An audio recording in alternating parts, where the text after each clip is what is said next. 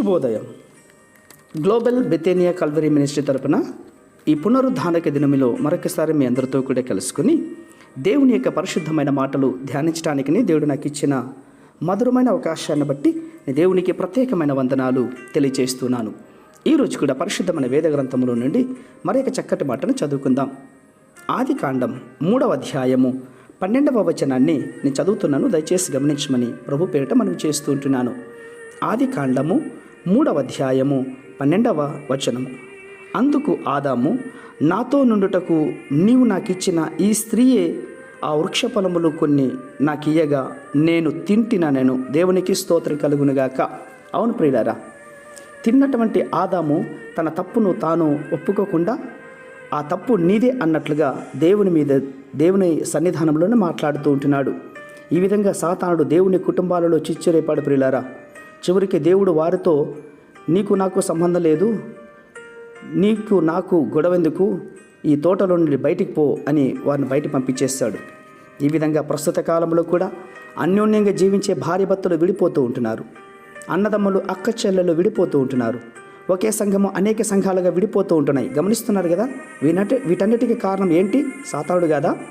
వాడి ప్రభావంతో మాట్లాడే మాటలు, ఆదాము హవ్వ మాటలు వెనుక ఉన్నటువంటి సాతానుని వారు గుర్తించలేకపోయారు.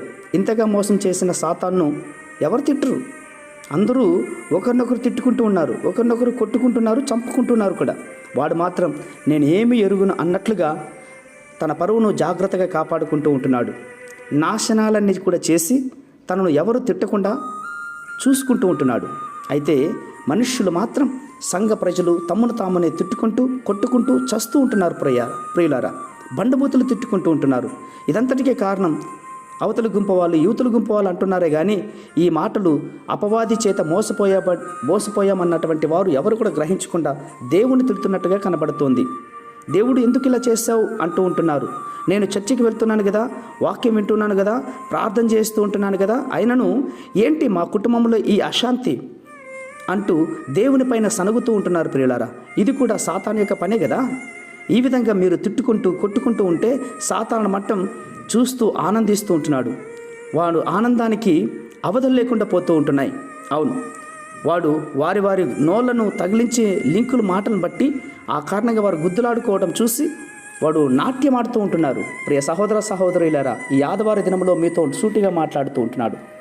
మీ నోటి మాటలు జాగ్రత్త. దేవుణ్ణి సంతోషపెట్టేవిగా ఉంటున్నాయా, దేవుణ్ణి దూషించేవిగా ఉంటున్నాయా? నిన్ను నీవే పరిశీలించుకో. ఎందుకంటే సాతానుడు నీవు మాట్లాడే ప్రతి మాటను కూడా వాడు కూడా గమనిస్తున్నాడు అన్నటువంటిది గుర్తుపెట్టుకో.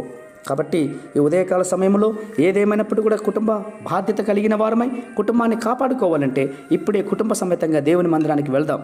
ప్రేమ నమ్మకమైనటువంటి మా ప్రియ పరలోకపు తండ్రి, మేము ఒకరి మీద ఒకరు చాడీలు చెప్పుకోకుండా మీ సన్నిధిలో మేమందరం కూడా పాపలమని ఒప్పుకొని మీరిచ్చే దివ్యమైన ఆశీర్వాదములకు పాత్రలుగా జీవించేటట్టుగా మమ్మల్ని తీర్చిదిద్ది ఈ మాటలు వింటున్న వారందరికీ మీరు సపోర్ట్ చేసి ఆశీర్వదిస్తారని విశ్వాసంగా నమ్ముచు చిన్న ప్రార్థనను మా రక్షకులను యేసయ్య నామమున అడిగి వేడుకొని పొందుచున్నాం మా తండ్రి.